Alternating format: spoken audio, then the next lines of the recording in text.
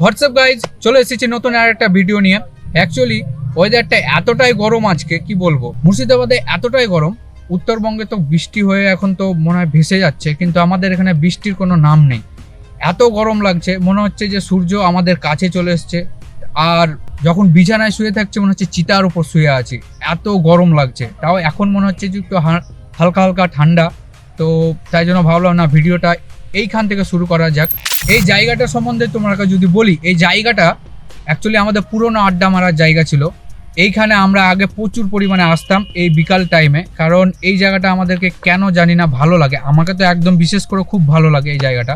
তোমাকে একটু ভিউ দেখাবো এই জায়গাটা।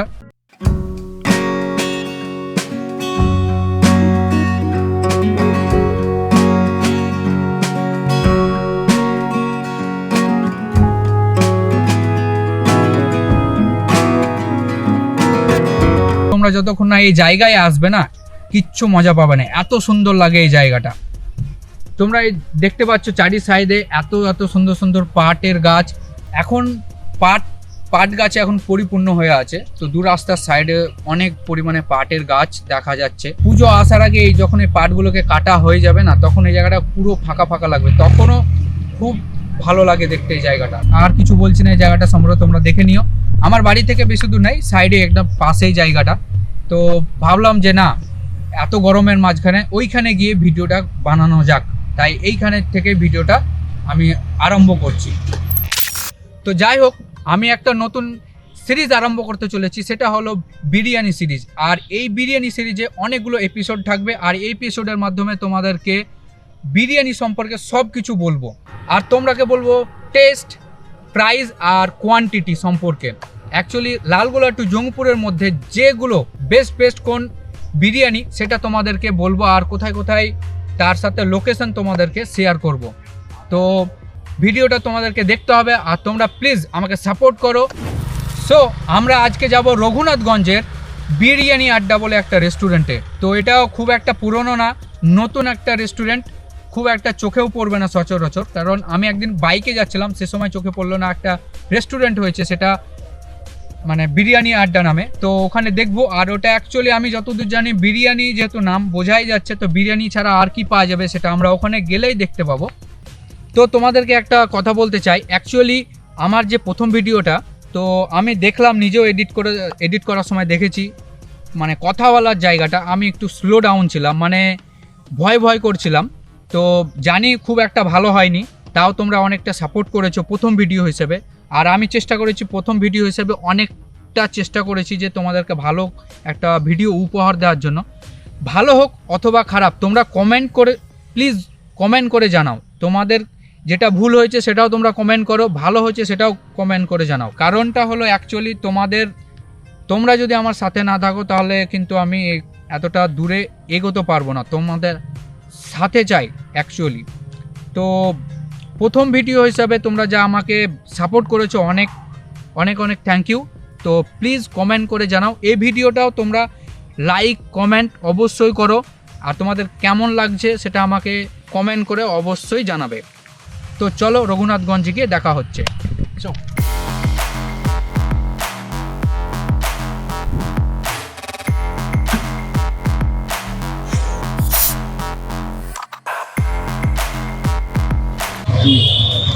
সো গাইজ, আমরা চলে এসেছি দরবারে খাস রেস্টুরেন্টের সামনে। অ্যাকচুয়ালি ব্যাপারটা এটা হয়েছে কি, আমরা ভেবেছিলাম যে না, আমাদের তো যাওয়ার কথাই ছিল যে বিরিয়ানি আড্ডা যাব, কিন্তু বিরিয়ানি আড্ডা রেস্টুরেন্ট বন্ধ আছে। মানে এখনও 1.5 মাস ধরে এখনও বন্ধ থাকবে, আমাকে তাই বললো ওখানকার যে রিসেপশনিস্ট যে আছে, সে আমাকে বললো যে না, এখনও 1.5 মাস ধরে বন্ধ থাকবে। যারা এখন ওখানে আসার ব্যাপারে ভাবছো, তারাকে আমি বলে দিয়ে রাখি যে এখন 1.5 মাস কিন্তু বিরিয়ানি আড্ডা বন্ধ আছে। সো তার জন্য আমাকে দরবারে খাসে আসতে হলো। অ্যাকচুয়ালি কি হয়েছে যে আমি তো চলে যাচ্ছিলাম, বাট ভাবলাম যে না, আমাকে একটা তো ভিডিও করতেই হবে, তার জন্য আমি চলে এলাম দরবারে খাসের সামনে। তো যাই হোক, তো আমরা ভিতরে ঢুকবো। তার আগে তোমাদেরকে এখানকার লোকেশনটা আমি বলে দিচ্ছি। অ্যাকচুয়ালি উমরপুর সাইড থেকে বা লালগোলা সাইড থেকে যেদিক থেকে আসো না কেন, হোটেল সানসিটি অথবা হোটেল সাহানা, তো এর মাঝখানেই হলো যে এটা দরবারে খাস। তো তোমাদের লোকেশনটা তোমাকে বলে দিলাম। তো ভেতরে ঢোকা যাক, তার আগে আমাদের ইন্ট্রোটা হয়ে যাক। Welcome to my channel, I am Debashish with ওর বংকুটিফাই ওনলি ফর ফুডিজ।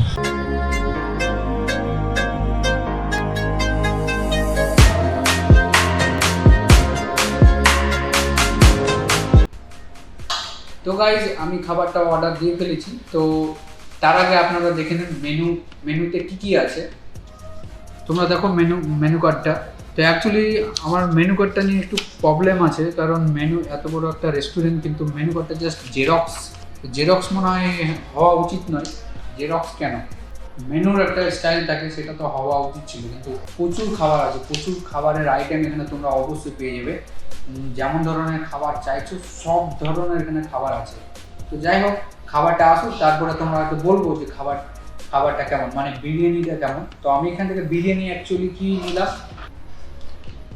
দরবারে খাসের স্পেশাল বিরিয়ানি। তো এটা প্রাইস হলো 300।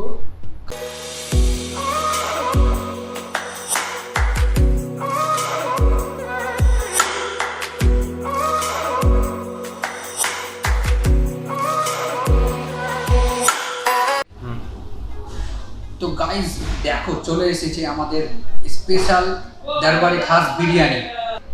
এত সুন্দর গার্নিশটা করা হয়েছে, তো কি বলবো, মারাত্মক লাগছে, অসাম, মানে জোশ এসে গেল, এত সুন্দর গার্নিশটা করা হয়েছে। এবার খেতে কতটা জোশ সেটা তো দেখতেই হবে, তো তোমরা দেখো।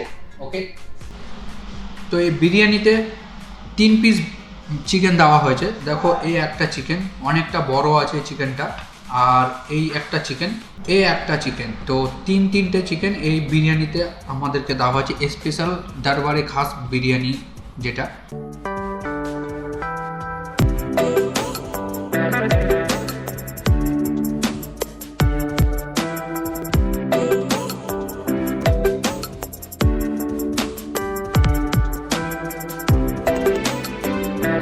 লেটস একটা বাইট।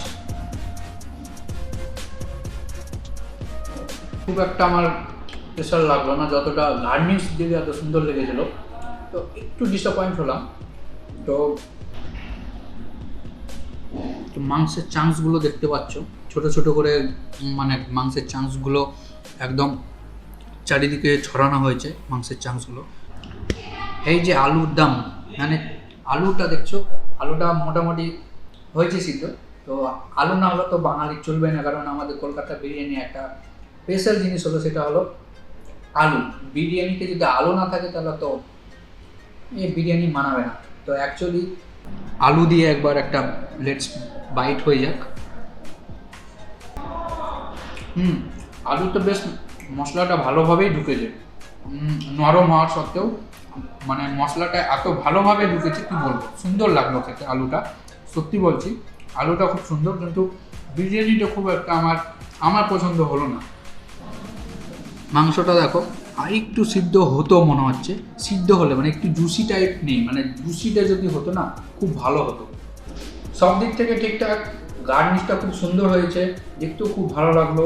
কিন্তু আমি ডিসঅ্যাপয়েন্ট, তোমাদেরকে বললামই যে আমার বিরিয়ানিটা খুব একটা ভালো লাগেনি। তো যাই হোক, তো এটাই ছিল আমার ওপিনিয়ন, তোমাদেরকে জানালাম। তোমরা এখানে খেতে আসো, দিয়ে আপনাকে জানাবে আমার কমেন্টের সেকশনে যে হ্যাঁ, তোমাদের এখানে খাবারটা কেমন লাগলো, আর বিশেষ করে বিরিয়ানি কেমন লাগলো। ঠিক আছে, সো গাইজ আমি বেরিয়ে পড়েছি। তো তোমাদেরকে আমি আমার ওপিনিয়নটা জানিয়ে দিই। দরবারে খাস তো অ্যাকচুয়ালি স্পেশাল বিরিয়ানিটা আমার খুব একটা ভালো লাগলো না। তোমাদেরকে তো ভিডিওর মাধ্যমে আমি অলরেডি বলে ফেলেছি, তাও তোমাদেরকে আমি পুরো ডিটেলসে আরও বলে দিচ্ছি। তো গার্নিশ খুব ভালো ছিল, কোয়ান্টিটি, তারপরে যে রাইসের পরিমাণ, তার থেকে রাইসের কালার, সব কিছু ঠিকঠাক ছিল।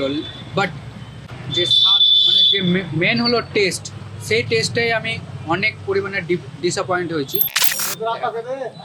আরে বস, বসে না দেখে আমার চ্যানেলটা প্লিজ সাবস্ক্রাইব করে নাও, লাইক আর শেয়ার অবশ্যই করতে ভুলো না।